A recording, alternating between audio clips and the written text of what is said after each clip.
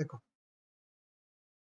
ये बात बोली गई है कि जो वर्क होता है ना, वही किसी भी चीज के सेंटर में होता है। इसी सेम बात पे एक बार और अपनी बात हुई थी कि जो कुछ होगा उस वर्क के अराउंड ही होगा।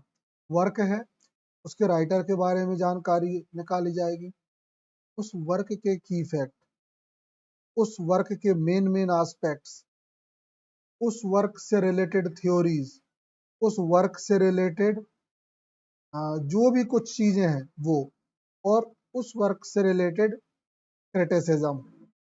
समझ गए? मतलब एक वर्क सेंटर में होगा, उसके आसपास उसके सारे पॉइंट्स को लेके बात होगी, मेन वर्क ही रहेगा। इवन राइटर भी सेंटर पे नहीं होता, ये सोचने वाली बात है। टाइटल इसका अंडरस्टैंडिंग, मतलब हम ये कहानी समझे कि क्रिटिसिज्म वास्तव में वर्क कैसे करता है। तो सेंटर में क्या होगा? हमेशा वर्क होगा। चलो पहली चीज डन, ठीक है, जितना बताया वो सही है। फॉर्मलिज्म एंड डिकंस्ट्रक्शन, ये दोनों ही जो थ्योरीज हैं, ये किस चीज पे प्लेस्ड होती हैं? ये प्लेस होती हैं टेक्स्ट पे। मतलब जो टेक्स्ट है ना, उस टेक्स्ट पे ये दोनों थ्योरी प्लेस होती है। कैसे प्लेस होती है? ठीक, एक टेक्स्ट लिखा हुआ है, उसको देख के पता चलता है कि उसको कैसे फॉर्म किया गया है, पहली चीज। दूसरी, उस टेक्स्ट को एक्सप्लेन करने के लिए तोड़ा जाता है, डिकंस्ट्रक्शन। ठीक, अच्छा, उस टेक्स्ट का कॉन्टेक्स्ट समझ के, उसको मतलब तोड़ के, हम ये पता कर लेते हैं कि राइटर का माइंडसेट क्या होगा, या वो वर्क वास्तव में क्या कहना चाह रहा।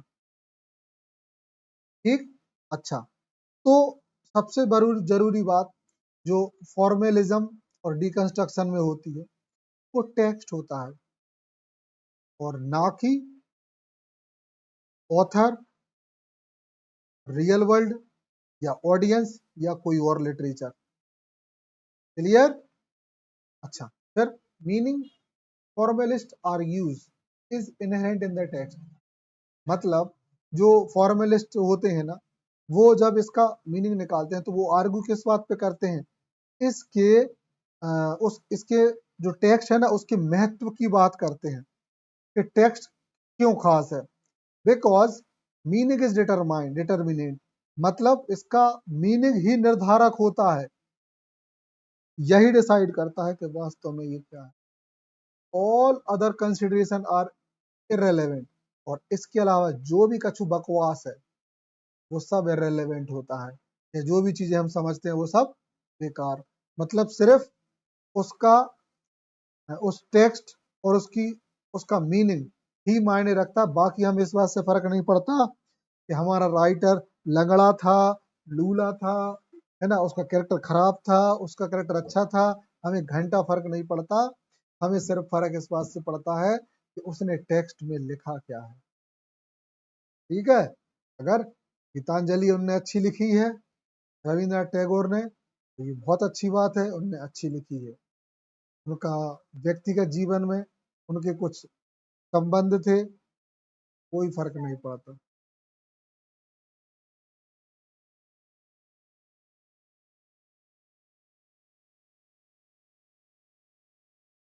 नहीं, नहीं, देखो, ये डिपेंड करता है कि आपको किस चीज का क्रिटिसिज्म करना है। अगर वर्क का करोगे ना, तो आप इंसानों की तरह नहीं सोचोगे, ऐसे इंसानों की तरह जैसे सोचते हैं। मतलब हम सामाजिक एस्पेक्ट को नहीं लेंगे, एक इंसान के सामाजिक एस्पेक्ट, जैसे किसी इंसान का क्रिटिसिज्म करना हो तो अपन क्या ये वो क्या सोचते, जो है वो है, अपन आसपास का माहौल देखेंगे, कि नेचर को, उसके बैकग्राउंड, सब कुछ देखते हैं, है ना। जैसे किसी की शादी होती है तो उसको पूरा चेक करते हैं, है ना, कैसा था कैसा नहीं। लेकिन किसी वर्क का क्रिटिसिज्म करेंगे तो ये नहीं देखा जाता जो कुछ सामने है ना, वो क्या कह रहा है। सीधी बात, है ना। सबूत और गवाहों को मद्देनजर रखते हुए मैं इस नतीजे पर पहुंचा हूं कि ये जो वर्क है वो ये बात कहना चाह रहा है। ठीक, इसके अलावा अगर कोई मुझसे कहे कि क्या है, देखो, इसलिए तो किसी भी वर्क की क्रिटिसिज्म में राइटर्स के नाम को महत्व नहीं देते। अगर हमने उस राइटर के नाम को महत्व दे दिया ना, तो हमारा माइंडसेट बदल जाएगा।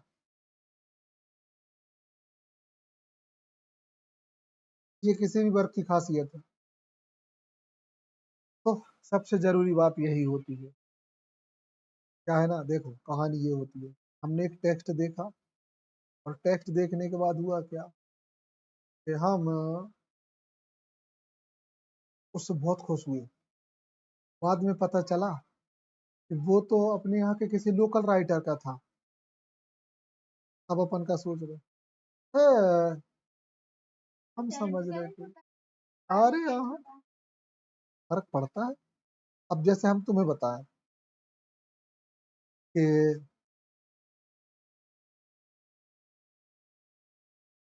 हाँ, हमने तुम्हें एक आध पोयम सुनाई और उसके बाद तुमने पोयम पढ़ी, यार बड़ी शानदार पोयम थी। फिर बाद में तुम्हें पता चला यार ये तो अपने बुखारी ने लिखी थी। बुखारी ने उप सरपंच। तुम क्यों? हाँ ठीक है, माइंडसेट चेंज हो जाता है। इसलिए ऑथर के बारे में नहीं बताया जाता ज्यादातर, आपको जो वर्क दिया, ताकि माइंडसेट चेंज ना हो। या मान लो कि देखो कुछ लोग कैरेक्टर को बहुत ज्यादा जज करते हैं। उनने पता चला, पता क्या किया, उनने उनको सलमान रश्दी पसंद नहीं। अब कोई वर्क इनने पढ़ा, बहुत प्यारा लगा, इनको राइटर का नाम नहीं पता, तब तक ये तारीफ फेंक रहा है। जैसे ही पता चला सलमान रश्दी को है, तो राइटर ही गंदा हो गया, ना आदमी अच्छा ना लिखता अच्छा, ऐसा कर देते हैं। किसी को अरुंधति रॉय पसंद नहीं, अरे बतो डायन बतो हमेशा ही देश के खिलाफ उल्टो सीधो बोलत रहे। टाइटल लोग को ज्यादा लोग पसंद नहीं करते, लेकिन क्योंकि वो मालूम है, वो लोग अ, अंदर से सोचते हैं, अलग बात होती है। तो ऐसी कहानी रहती है। अपन भी कभी लिखेंगे, बहुत आंदोलित लिखेंगे, है ना, ऐसे आंदोलित के लोग सीधी आंख नहीं देखेंगे, क्या उठा कर दे दो, ठीक है,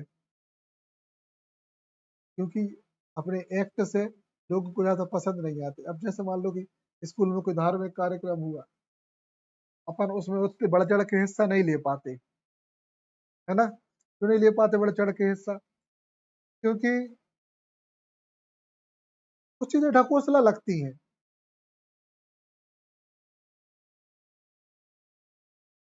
तो अपन ने किया नहीं किया कुछ ट्राई, क्यों नहीं किया? नहीं, तो ऐसे कैसे नहीं होते, छोटे लेवल पे ही खेलना चाहिए। पास रखी है देखो बेटा इधर, अपन खेलेंगे किसी दिन। हाँ, हाँ है, खेलना चाहिए अपने यहाँ। और अपने यहाँ ना, क्या नाम है उसका, विप्रिया बहुत अच्छा खेलती है, स्कूल में भी जीता था और हमसे भी कई बार जीती है, अच्छा खेलती है।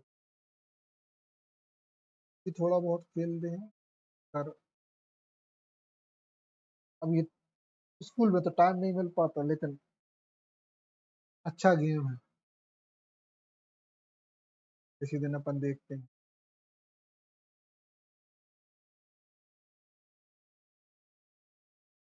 हम ढूंढ के रख लें, देख चलो यही तो होगी वैसे, आज रखा डब्बा, देखेंगे अपन।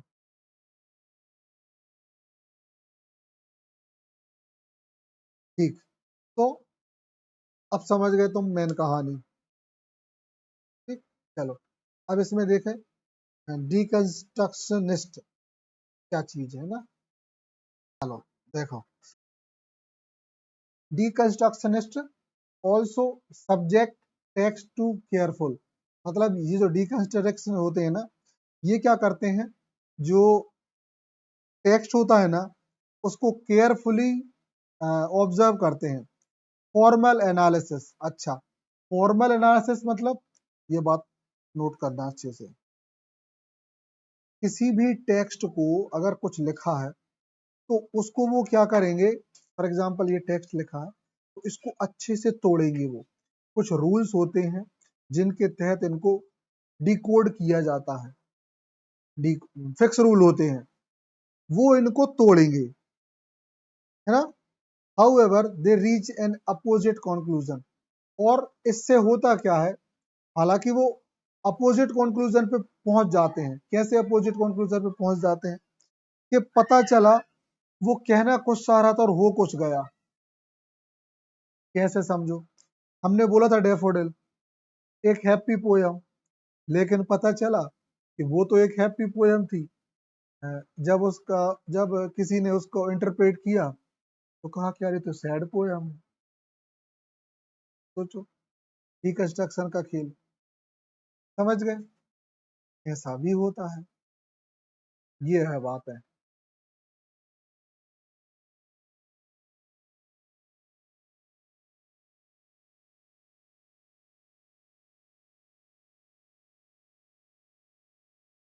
ठीक, तो ये होते हैं डी का मतलब, ये बात बोला गया, there is no meaning in language, और यहाँ भाषा का कोई महत्व नहीं होता, मायने रखता है उसका डिकंस्ट्रक्शन, उसका तोड़ना, है ना। Different kind of thought.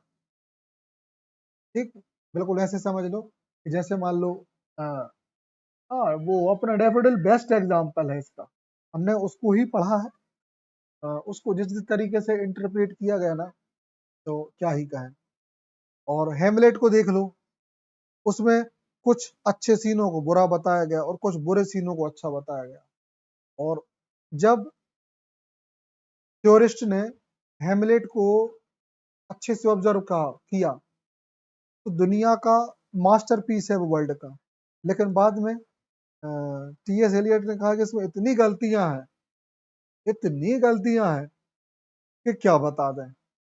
गलतियों का मतलब, हेमलेट की बुक मान लो कि 100 पेज की हो मान लो, तो वो उसकी गलतियों में 1000 पेज भर जाएंगे। समझ गए, ये कहानी हेमलेट पे आती है, लेकिन फिर भी वो मास्टरपीस है। समझ गए, तो ये है, ये बिल्कुल वैसे ही हो गया कि जैसे इस दुनिया में अपन जब लोगों को जैसे जज करते हैं ना, तो वहां भी यही होता है कि उसमें लाख बुराइयां निकल आए, लेकिन वो ग्रेट ग्रेट ही होता है। कुछ ऐसे शख्सियत होती है, स्पेशली राइटर्स में, कुछ आर्टिस्ट में। देखो हम आर्टिस्ट में बता रहे हैं।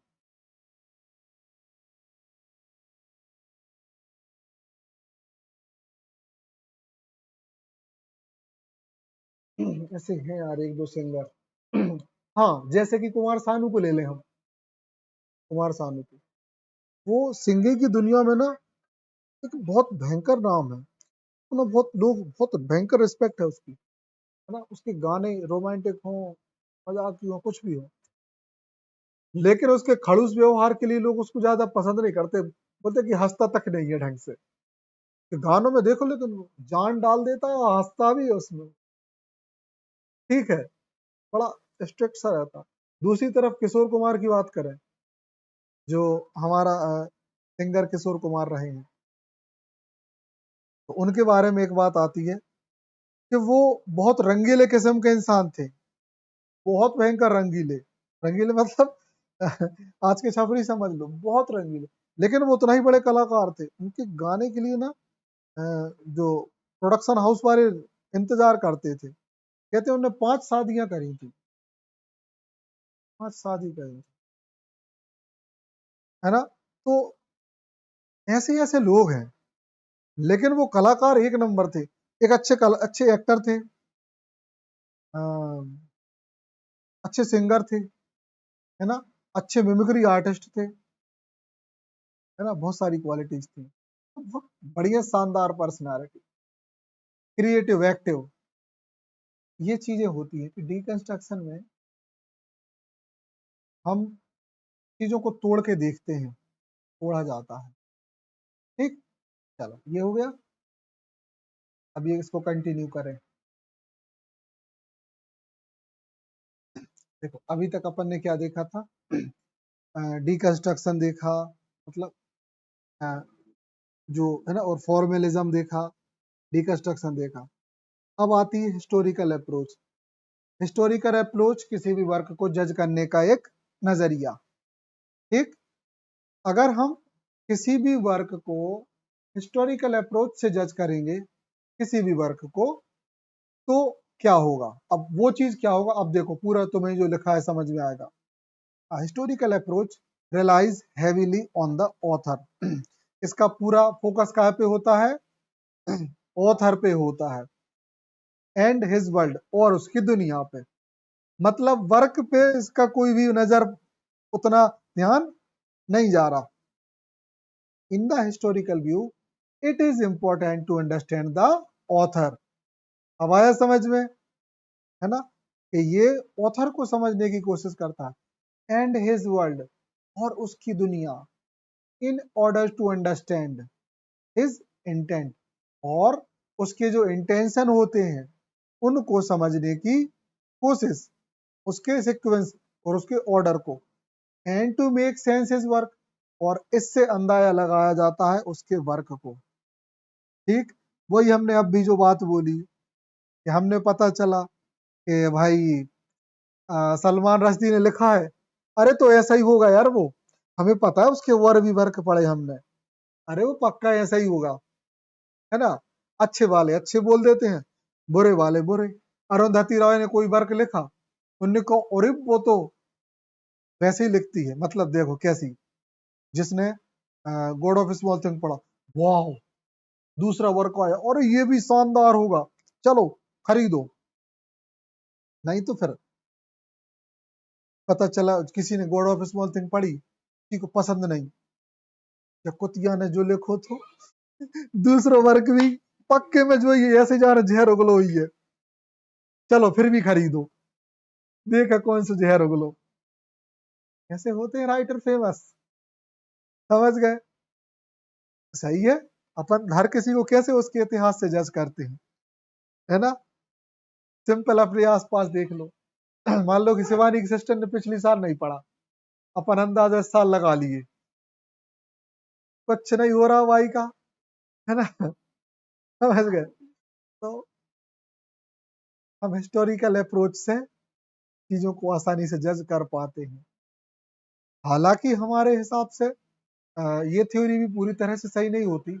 अब जैसे अपन ने एक बात कहते हैं कि शिवानी ने पिछली साल बर्बाद की, अपन पूरी तरीके से जज नहीं कर रहे कि इस साल भी बर्बाद कर रहे हैं, लेकिन शंका होती है कि एक साथ बर्बाद कर दें, है ना। तो अप्रोच होती है, हम हिस्ट्री देख के फ्यूचर डिसाइड करते हैं, ठीक, इतिहास देख के। हालांकि किसी का फ्यूचर ऐसे नहीं बताया जा सकता, हर जगह लागू नहीं होता, लोगों का बहुत वो होता है। और आज के इंसानों पे तो अपन बिल्कुल भी नहीं कहते कि कोई बुरा था तो अच्छा हो जाए, अच्छा है तो बुरा हो जाए, हम ये बिल्कुल नहीं मानते। क्या पता बुरे से बुरा इंसान अच्छा हो जाए और अच्छे से अच्छा इंसान बुरा भी हो जाए, तो किसी चीज का नहीं कह सकते, है ना। बाकी अंदाजा लगाने के लिए ये होती है, इसलिए हमारे हिसाब से हर बुरे इंसान को भी मौका देना चाहिए, ऐसे मौके देना चाहिए कि उसको सुधारने के मौके। इसलिए तो हमारा जो कानून सिस्टम है ना, वो मौके देता है, हमारी इंडियन गवर्नमेंट बहुत मौके देती है सुधरने के। अपन ये जो देखते हैं ना, इतने सारे मर्डर हो जाते हैं, ऐसे होते हैं, इनको सजा बहुत लेट मिलती है, जाता है, मौका दे दिया जाता है कई बार। हालांकि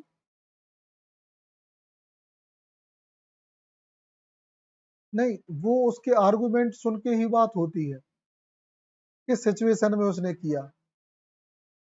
तुम देखना समय के साथ साथ कुछ ऐसी इंपॉर्टेंट एस्पेक्ट होंगे। हाँ सर, रखा हो।